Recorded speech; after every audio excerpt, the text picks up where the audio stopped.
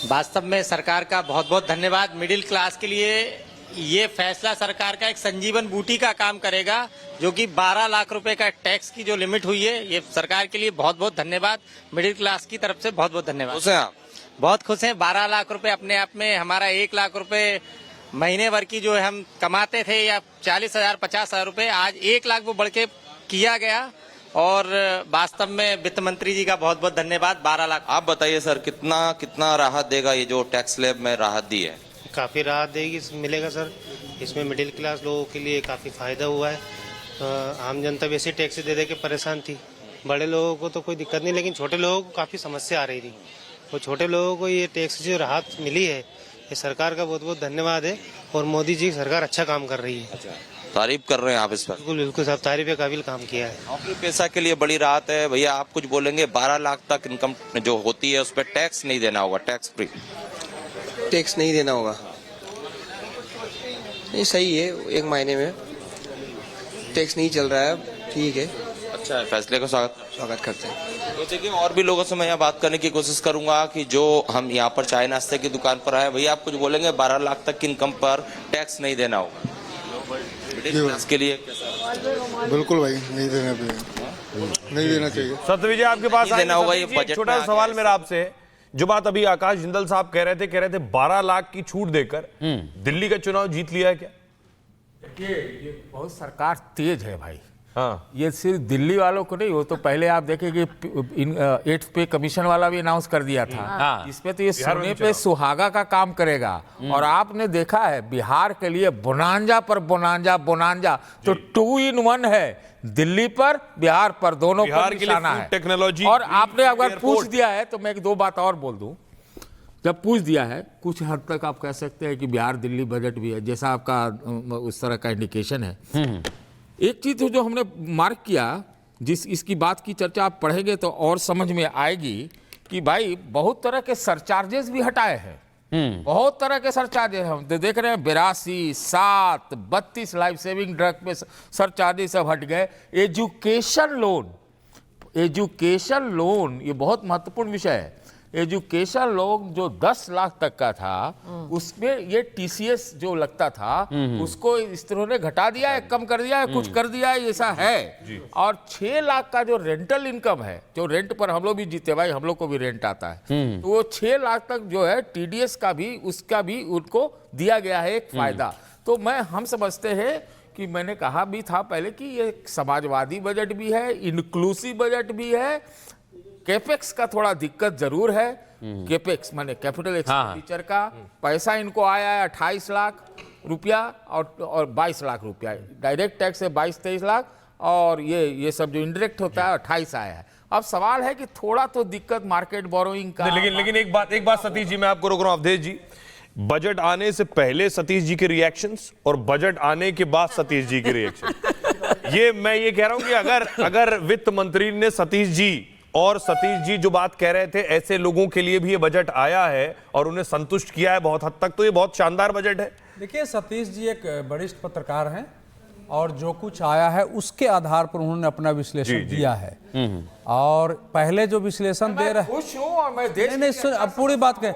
पहला जो विश्लेषण था, आंख बूंद करके रख ला है कि ये नहीं सुनिए ना, अरे आपकी की बात कर रहा हूं भाई, ये नहीं है, ऐसे नहीं। सुनिए बजट को थोड़ा क्या है कि सतीश जी और बाकी पहले जो बोल रहे थे, जो हमारे देश में एक माइंडसेट है नरेंद्र मोदी सरकार को लेके, इको सिस्टम, तो उससे प्रभावित होकर जब लोग बोलते हैं तो उसमें प्रैक्टिकलिटी और थोड़ा तथ्य घटते हैं। वो तो तारीफ ही कर रहे हैं अपना। अब सुनिए ना, उसमें विचार, लेकिन जब सामने फैक्ट्स आ गए हैं तो आदमी को अपने को बदलाव करता है। था तो हो गया। देखिए, ये जो बजट है, बोले भाई, देखिए बजट जरा सुनिए। वित्त मंत्री ने, अरे सुनो यार 10 सेकंड, वित्त मंत्री ने अपने बजट भाषण में बजट के कुछ स्तंभ तय किए हैं कि हमारा बजट किस चीज पर आधारित है। और उसके लिए उन्होंने बताया है कि हम जो 2047 का सपना देख रहे हैं वो असल में सपने क्या हैं। अब ध्यान से बजट भाषण को सुनिए।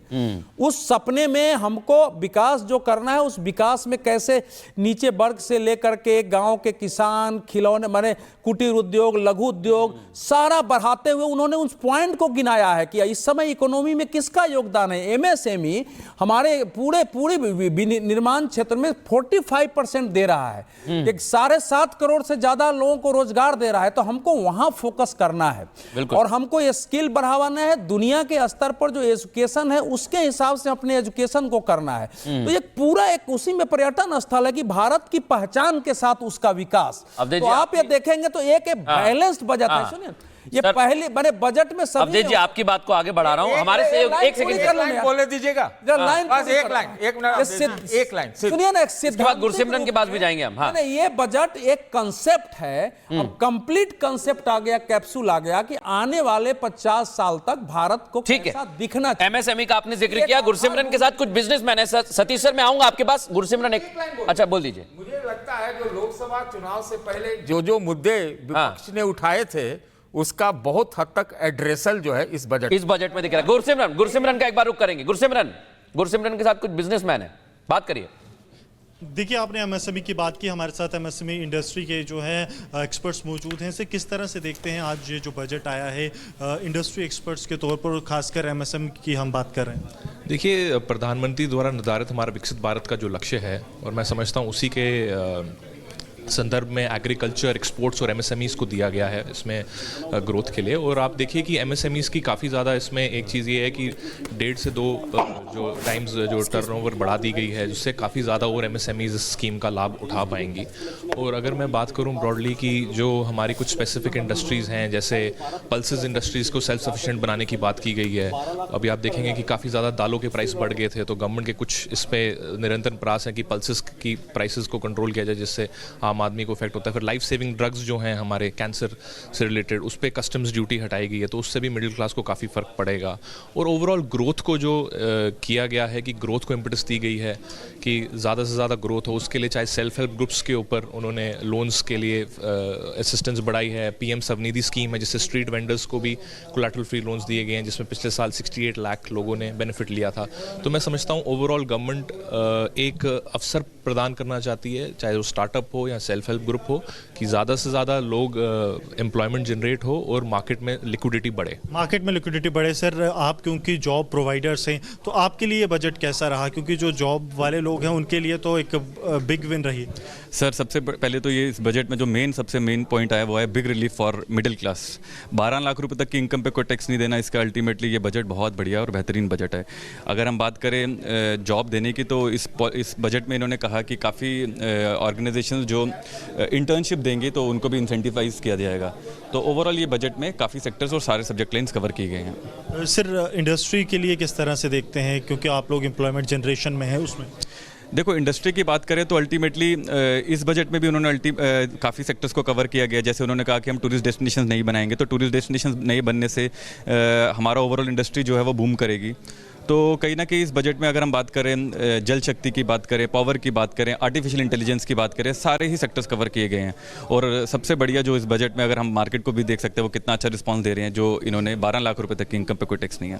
तो सर, लगता है कि अब बूस्ट मिलेगा एक एम्प्लॉयमेंट जनरेशन में आपकी इंडस्ट्री से और सभी इंडस्ट्रीज की तरफ? बिल्कुल सर, बिल्कुल। इस बजट में आने से क्या होगा, और अल्टीमेटली जो है बूस्ट मिलेगा और कहीं ना कहीं जो है हमारा जो देश है और बढ़ेगा आगे। बहुत बहुत शुक्रिया सर। तो आप समझ सकते हैं कि इंडस्ट्री एक्सपर्ट्स की तरफ से बिल्कुल साफ है कि एक बजट जो ऐसा बनाया गया है जो कि सिर्फ एम्प्लॉयमेंट जनरेशन को भी पुश करेगा और जो लोग मिडिल क्लास हैं उनके लिए भी कहीं ना कहीं बड़ी राहत है।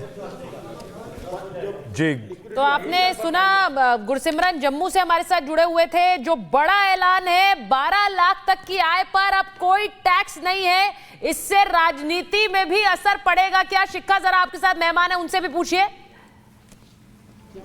अभी बुला लूंगा आपको। ठीक, बिल्कुल बिल्कुल सुचरिता, यहाँ पर मेरे साथ भी मेहमान हैं। और देखिए, ज्ञान की बात हमेशा से पीएम की तरफ से कही जाती रही है, यानी कि गरीब और युवा, अन्नदाता और नारी, और वो इसमें दिखा भी है। मिडिल क्लास को सबसे बड़ी राहत यहाँ पर मिलती हुई दिखाई दे रही है। मैंने आपसे पहले भी पूछा था, ऐतिहासिक बजट के लिए पीएम ने कहा था, ऐतिहासिक है या नहीं?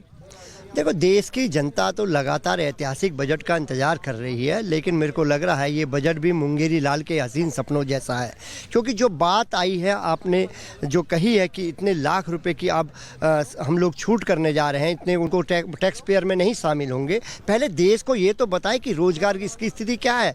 आज देखिए, अपने देश में रोजगार की हालत खराब है। अमेरिका से भी लोग यहाँ पलायन करने वाले। बजट कैसा है? मैं उसी बात को कह रहा हूँ, ये बजट में किसानों के लिए, महिलाओं के लिए कुछ भी नहीं है। लघु उद्योग के लिए कुछ भी नहीं है। सरकार की नीति और नीयत दोनों ही खराब है। सरकार रोजगार के साधन देने में सक्षम नहीं है, तो कैसे बिहार में मखाना बोर्ड बनेगा ये बताया गया है, और साथ ही साथ किसान क्रेडिट कार्ड पर जो कर्ज की लिमिट है वो भी 3 लाख से बढ़ाकर 5 लाख है, यानी कि हर हिस्से कुछ हुआ है। क्या कहेंगे आप?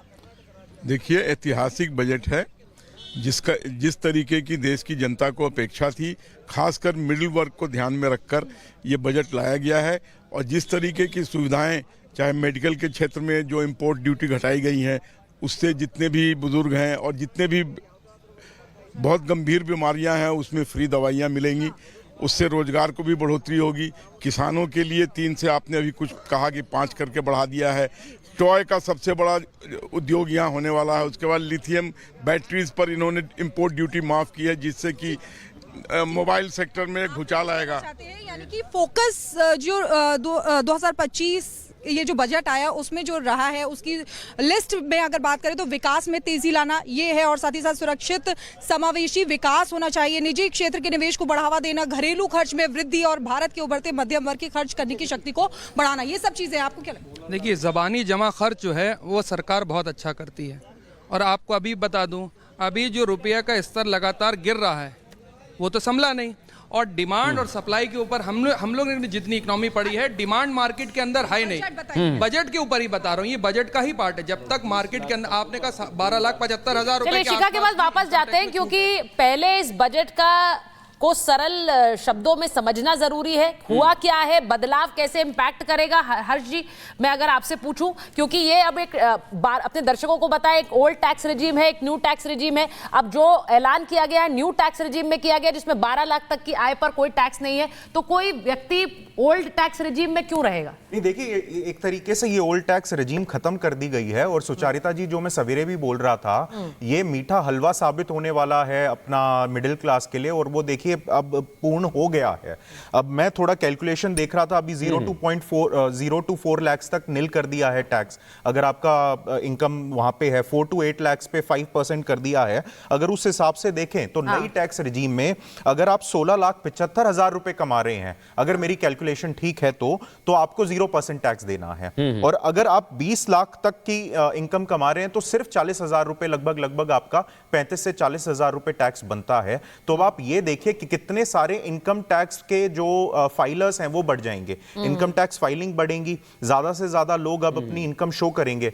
काफी सारा आपको ये समझना पड़ेगा दर्शकों को कि काफी सारे लोग हैं जो कैश में कमाते हैं, लेकिन पुरानी टैक्स रिजीम में क्योंकि जो क्या कहते हैं एक तरीके से सहूलियत थी वो कम थी। नई टैक्स रिजीम में सहूलियत 20 लाख तक की दे दी गई है। अगर मैं 20 लाख रुपए तक कैश में कमाता हूं और सिर्फ मेरे को 40,000 रुपए के आसपास टैक्स भरना पड़ रहा है, तो डेफिनेटली मैं फाइलिंग अब बढ़ चढ़ के आगे करूंगा। न्यू टैक्स रिजीम में करेंगे, न्यू टैक्स रिजीम में। तो उसका एक तरह से पुरानी को खत्म करने के लिए और मिडिल क्लास को फायदा देने के लिए। और इसके मैं राजनीतिक आपको अब वो बताऊं कि राजनीतिक इसका प्रभाव क्या होने वाला है। दिल्ली में मिडिल क्लास वोटर्स की जनसंख्या बहुत ज्यादा है, बहुत ज्यादा। इस रेंज की ज्यादा है, जो 10 से 12 लाख रुपए की बात हो रही है, इस रेंज की ज्यादा है। और जो कश्मकश चल रही है उस मिडिल क्लास वोटर की, वो चल रही है आम आदमी पार्टी और भाजपा में, कि दोनों पार्टीज उसको साधना चाहती हैं। तो इससे मेरे को लगता है भाजपा ने मिडिल क्लास